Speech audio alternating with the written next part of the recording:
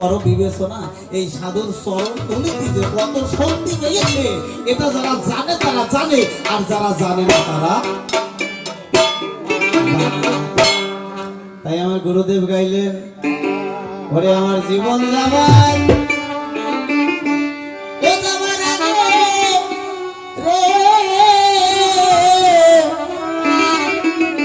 ওরে আমার মরণ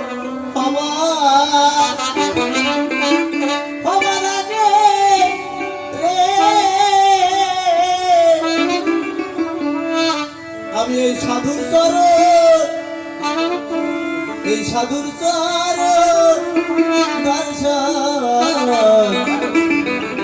দর্শন করে জীবনে যাব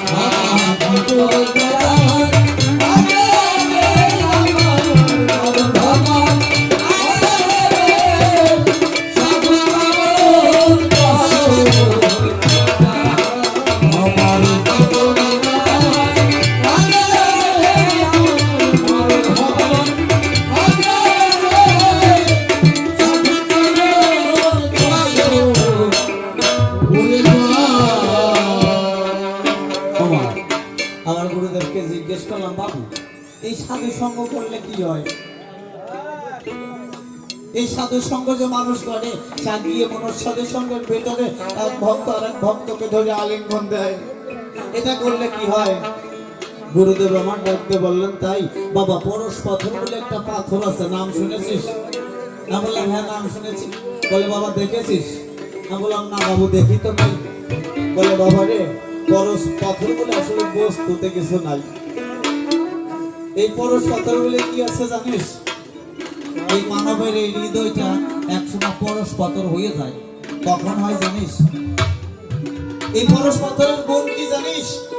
না বললাম না বাবু জানি না তো। বলে বাবা রে, এই পরশ পাথরের সঙ্গে যদি লৌহকে স্পর্শ করানো হয় তাহলে পরশ পাথরের গুণে ওই লৌহ স্বর্ণে পরিণত হয়। তা বস্তুতে নেই বাবা, আছে কিসে?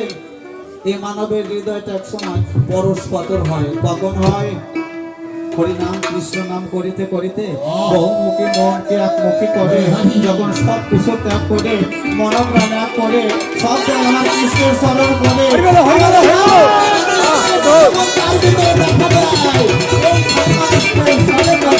আমাদের তৈল ছড়ে, তার দেহটা পরশ পাথর হয়ে যায়। এমন মানুষ যদি কোনো সাধুর সঙ্গে ভিতরে বসে, ওই মানুষের সঙ্গে যদি কোনো মানুষ পরশ দিতে পারে, ওই যে যেমন লোহা সোনা হয়ে যায়, পাপি দেহ হলেও পড়ে। আমি বলি তোর গোসলে ওই মানুষের পরশে তার সমস্ত পাপ পঙ্কিলতা দূরীভূত হয়ে এক আনন্দের দেশে বাস করে। ওই দিনকালে ভালো নিজ হাতে পৌঁছা দিয়ে ওই মানুষের কাজ করে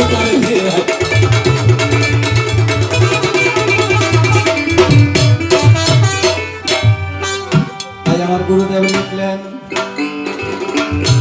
কোটি জন্মে পাপ যদি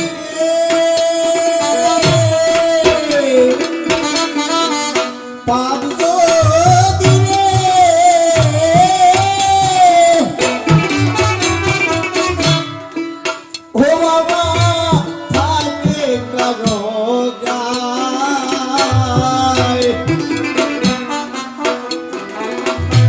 করলে